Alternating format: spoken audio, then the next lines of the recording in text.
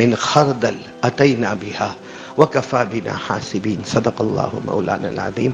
قال رسول اللہ صلی اللہ علیہ وسلم شعبان شہری ورمضان شہر اللہ او کما قال رسول اللہ صلی اللہ علیہ وسلم. میرے محترم دوستوں اور بزرگوں، اللہ کا بہت بڑا احسان کرم، اللہ کی طرف سے بہت بڑی مہربانی، ہم سب ایمان کی نسبت پر یہاں جمع ہے. اللہ ہمارے جمع ہونے کو قبول فرمائے. کہاں ہے بیٹا یونس؟ کا ہے صرف بیان اور کوئی کام نہیں. اللہ ہم سب کے جمع ہونے کو قبول فرمائے. بولو آمین. سب سے پہلے تو ہم بہت مبارک ہیں، بہت مبارک ہے، بہت مبارک ہے کہ تقریباً یوں سمجھو کہ ہمارے آقا محمد الرسول اللہ صلی اللہ علیہ وسلم نے جو دعا مانگی ہے 50% تقریباً ہم اس میں آ گئے ہیں. اب دعا کرو باقی 50% بھی پار ہو جائے. ہمارے نبی صلی اللہ علیہ وسلم نے کیا دعا مانگی؟ اللہم بارک لنا فی رجب و شعبان وبلغنا رمضان. ہمارے آقا محمد الرسول اللہ صلی اللہ علیہ وسلم نے دعا مانگی، اللہ رجب مہینے کی برکتیں نازل فرما. الحمدللہ رجب مہینہ ہمارا مکمل ہو گیا. پھر ہمارے نبی نے فرمایا اللہ شعبان مہینے میں برکتیں نازل فرما. الحمدللہ آدھا ہم شعبان میں بھی مکمل ہو گئے. اب ایک دعا پر آمین کہہ دو. وبلغنا رمضان. اللہ ہم سب کو عافیت کے ساتھ رمضان تک پہنچا دے. بولو آمین. اچھا ایک بہت پتے کی بات کہوں کہ یہ شعبان مہینے میں بہت کام کرنے کے ہوتے ہیں. یہ نیکیوں کا سیزن ہے، نیکیوں کا موسم ہے. بڑے بڑوں نے لکھا ہے کہ اگر آپ نے رجب، شعبان، رمضان یہ 3 مہینے تم نے بنا لیے، باقی 9 مہینے میں اللہ رحمتوں کا نچھاور کرتا ہی کرتا رہے گا. تو مجھے آپ کو یہ بتانا ہے، آپ سب کو معلوم ہے قیامت میں اللہ کے ہاتھ میں ترازو ہوگا. بولو قیامت میں اللہ کے ہاتھ میں. ہم کوئی بھی دکان پہ جاتے ہیں نا، اناج کی دکان پہ جاؤ، لکڑے کی دکان پہ جاؤ، لوہے کی دکان پہ جاؤ، یا وہ سونا چاندی کی دکان پہ جاؤ، سب کے ہاتھ میں کیا ہوتا ہے؟ ترازو ہوتا ہے. وہ ترازو سب کا الگ الگ ہوتا ہے. بھائی لکڑے والے کا ترازو الگ ہوگا، وہ بکرے والے کا ترازو الگ ہوگا، سونا چاندی والے کا ترازو الگ ہوگا. لیکن اللہ فرماتے میرے پاس بھی ترازو ہے. بولو میرے پاس بھی ترازو. سمجھتے ہو نا گجراتی میں ترازو ہی کہتے ہیں. اللہ تعالیٰ فرماتے میرے پاس بھی ترازو ہے، اور اللہ کہتے وہ قیامت میں قائم کروں گا، ایک ایک بندے بندی کو بلاؤں گا. اللہ کہتے میری قسم کسی پہ ظلم نہیں کروں گا. رائی کے دانے کے برابر نیکی ہوگی وہ بھی اس میں، رائی کے دانے کے برابر گناہ ہوگا وہ بھی اس میں. اور اللہ کہتے تم ہی بتاؤ نا مجھ سے بڑھ کر انصاف کرنے والا کون ہوگا. اللہ نے فرمایا وَنَضَعُ الْمَوَازِينَ الْقِسْطَ لِيَوْمِ الْقِيَامَةِ فَلَا تُظْلَمُ نَفْسٌ شَيْئًا وَإِن كَانَ مِثْقَالَ حَبَّةٍ من خردل اتینا بها وکفى بنا حاسبین. آیت کا ترجمہ میں نے آپ کو بتا دیا. پھر بولو ترازو کس کے ہاتھ میں ہوگا قیامت کے دن؟ اچھا وہ ترازو کیسا ہوگا؟ اس کی سائز، اس کی لمبائی، اس کی چوڑائی کیا ہوگی؟ تو ایک بہت پہلے نبی گزرے ہیں حضرت داؤد علیہ السلام. بولو کون؟ حضرت. انہوں نے اللہ سے دعا مانگی تھی اللہ مجھے ترازو دیکھنا ہے. اللہ تعالیٰ نے ان کو آسمان سے کتاب دی تھی زبور. اس زبور میں لکھا تھا اللہ نے کہ قیامت میں میرے ہاتھ میں ترازو ہوگا. بس حضرت داؤد علیہ السلام اللہ مجھے ترازو دیکھنا ہے. اللہ مجھے آپ کو نہیں دیکھنا ہے، کیونکہ آنکھوں میں طاقت نہیں کہ میں آپ کو دیکھ سکوں، لیکن آپ کا بنایا ہوا ترازو تو دیکھ سکتا. حضرت داؤد علیہ السلام نے کتنی مرتبہ کہا، اللہ کہے نہیں نہیں نہیں نہیں. حضرت داؤد علیہ السلام نے بہت اصرار کیا اللہ ایک مرتبہ تو بتا دے، وہ ترازو بتا تو دے، کیونکہ اللہ تیرے ہاتھ میں ترازو وہ کیسا ہوگا. ایک دن اللہ تبارک و تعالیٰ نے فرمایا پردہ اٹھاؤ اور میرے پیغمبر داؤد کو ترازو بتاؤ. جیسا پردہ اٹھا اور حضرت داؤد علیہ السلام نے ترازو دیکھا، وہ ترازو کو دیکھنے کے ساتھ ہی حضرت داؤد بے ہوش ہو کر زمین پہ گر گئے. جب ہوش آیا تو پردہ تو نیچے آ گیا تھا. ہوش آیا تو کسی نے پوچھا کیا ہوا؟ کہا نہیں دیکھ پایا، نہیں دیکھ پایا، ایسا لگتا تھا کہ ترازو کا ایک ایک پلہ ساتوں آسمان اور ساتوں زمینوں کے برابر نظر آتا ہے۔ میرے دوستو بہت بڑا ترازو، بہت بڑا ترازو۔ اب سوال یہ ہے کہ ترازو اتنا بڑا ہے، اتنا بڑا ہے، تو ہمارے آقا محمد، اب آ جاؤ ہمارے آقا محمد رسول اللہ صلی اللہ علیہ وسلم کو کسی نے پوچھا کہ جب حضرت داؤد علیہ السلام نے ترازو دیکھا اور وہ پلہ اتنا بڑا کہ 7 آسمان اور 7 زمین اس کے سامنے کچھ نہیں، تو ہمارے نبی صلی اللہ علیہ وسلم کو کسی نے پوچھا کہ ہماری عمر کتنی، ہماری عمر بولو نا کتنی، 60 70 80 90 سینچری تو کوئی جاتا ہی نہیں، اور جاوے تو جانے دیتے بھی نہیں، کیونکہ کوئی اگر مر گیا 90 95 میں مرا، کوئی پوچھتا ہے بھائی تیرے دادا کیسے مر گئے، سوچتا اب نہیں مریں گے تو کب مریں گے۔ تو کسی نے ہمارے آقا صلی اللہ علیہ وسلم کو پوچھا، کوئی صحابی نے، کہ ہماری عمر کتنی، اتنی چھوٹی سی عمر اور نیکی کا پلہ 7 آسمان اور زمین کے برابر، کتنی نمازیں رکھیں گے، کتنے روزے رکھیں گے، کتنے زکوٰۃ رکھیں گے، کتنے حج رکھیں گے، کتنے عمرے رکھیں گے، وہ معلوم نہیں نیکی کا پلہ کب جا کے فل ہوگا، اور نیکی کا پلہ بھرے گا تو ہی جنتی ہے ورنہ جہنمی۔ اللہ حفاظت فرمائے۔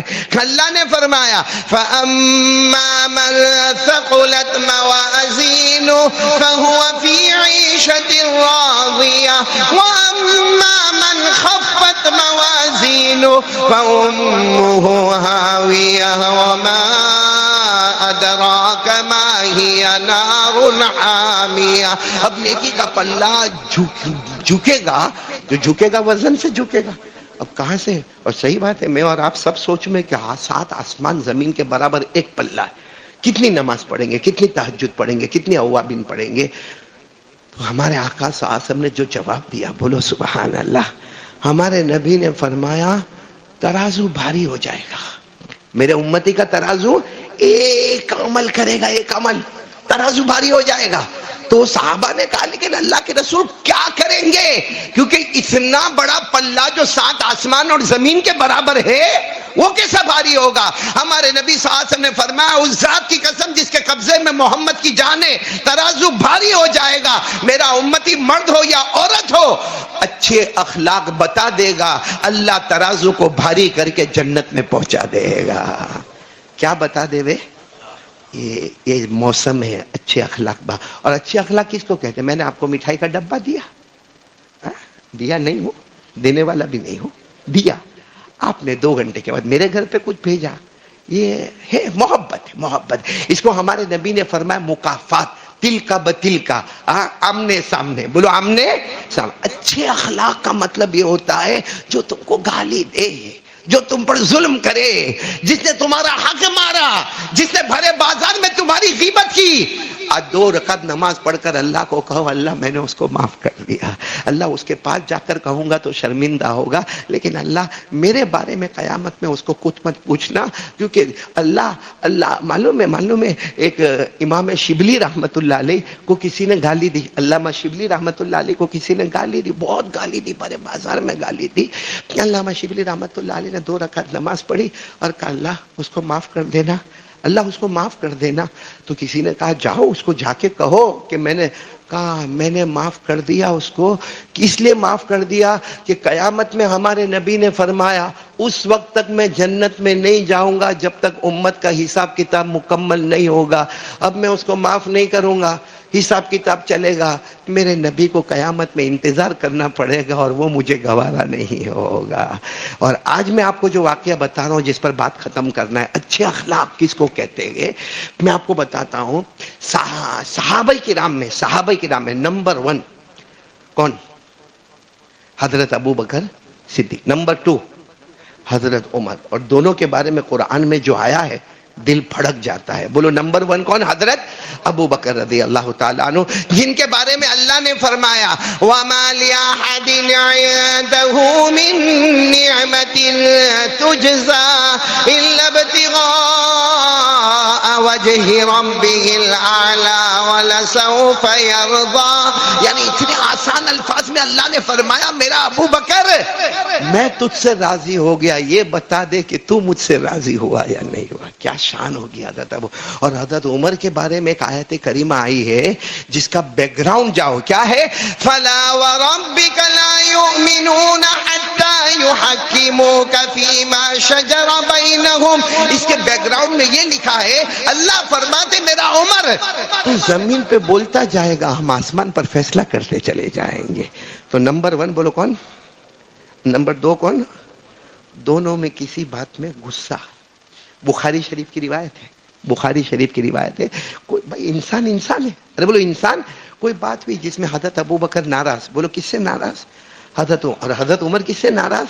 حضرت ابو بکر سے۔ اور غصے میں حضرت ابو بکر نے فرمایا اب میں تم سے بات نہیں کروں گا، اب میں تم سے۔ تو حضرت عمر نے کہا مجھے بھی کون سی ضرورت ہے بات کرنے کی، میں بھی تم سے بات نہیں کروں گا۔ تو حضرت ابو بکر وہ کہہ رہے ہیں میں تم سے بات نہیں کروں گا، اور غصے میں کھڑے ہو گئے۔ حضرت عمر نے کہا مجھے بھی کون سی ضرورت ہے تم سے بات کرنے کی۔ حضرت ابو بکر اپنے گھر کی طرف چلے، حضرت عمر اپنے گھر کی طرف چلے۔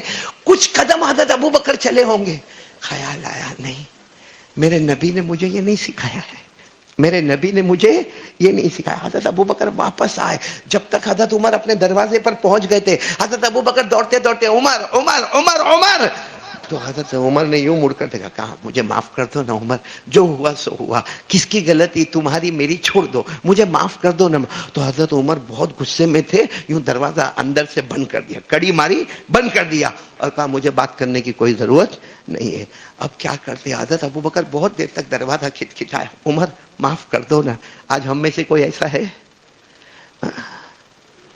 ہم لوگ تو کیسے آوا دے پچھی جویا پڑے بھی۔ حضرت ابو بکر وہیں دروازہ کے، لیکن دیکھا کہ عمر تو دروازہ کھول ہی نہیں رہے، اور حضرت عمر کا غصہ، رعب، دبدبا۔ تو حضرت ابو بکر وہاں سے سیدھے جناب نبی کریم صلی اللہ علیہ وسلم کے پاس گئے۔ یہاں اندر حضرت عمر کا غصہ بھی ٹھنڈا ہوا، وہ بھی دھیرے سے دروازہ کھولے، دروازہ کھول کے پہلے گئے حضرت ابو بکر کے گھر میں، کہا یہاں نہیں ہے، سمجھ گئے یہاں نہیں ہوں گے تو کہاں ہوں گے؟ جناب نبی کریم صلی اللہ علیہ وسلم کے پاس ہوں گے۔ بس حضرت عمر رضی اللہ تعالیٰ عنہ آئے، اور جب حضرت عمر آئے انہوں نے منظر دیکھا کہ حضرت ابو بکر رو رو کر کچھ کہہ رہے، اور ہمارے نبی کے چہرے کا رنگ بدل رہا ہے، ہمارے نبی کے چہرے کا رنگ۔ حضرت عمر سمجھ گئے یہ میری کمپلین کے سوا کچھ نہیں ہے، یہ میری شکایت کے سوا کچھ نہیں ہے۔ اسے حضرت عمر وہیں سے چلاتے چیختے ہوئے آئے، ابو بکر معاف کر دو، ابو بکر مجھے معاف کر دو، ابو بکر مجھے معاف کر دو۔ جب ہمارے نبی کے قریب آئے، ہمارے نبی نے چہرے انور اٹھایا، کہا عمر میرے ابو بکر کو مت ستانا۔ کیا جملہ ہے ہمارے نبی کا، میرے ابو بکر کو مت ستانا۔ جس وقت میرے پاس جبرائیل آئے اور ایمان آیا، کسی نے ساتھ نہیں دیا، سب سے پہلے ساتھ دیا تو میرے ابو بکر نے ساتھ دیا۔ جان کے معاملے میں انہوں نے ساتھ دیا، مال کے معاملے میں ساتھ دیا، ہر جگہ میرے ساتھ ساتھ رہے۔ تو حضرت عمر کہنے لگا اللہ کے رسول میں معافی مانگنے کے لیے آیا ہوں۔ میرے دوستو حضرت عمر معافی مانگتے اس سے پہلے حضرت ابو بکر کھڑے ہو گئے، عمر کو گلے لگایا، کہا مت کہنا کہ میں نے معاف کیا، اتنا کہہ دے کہ تو نے ابو بکر کو معاف کر دیا، اتنا کہہ دے کہ تو نے ابو بکر کو معاف کر دیا۔ میرے پیاروں یہ مہینہ ہے، میں یہ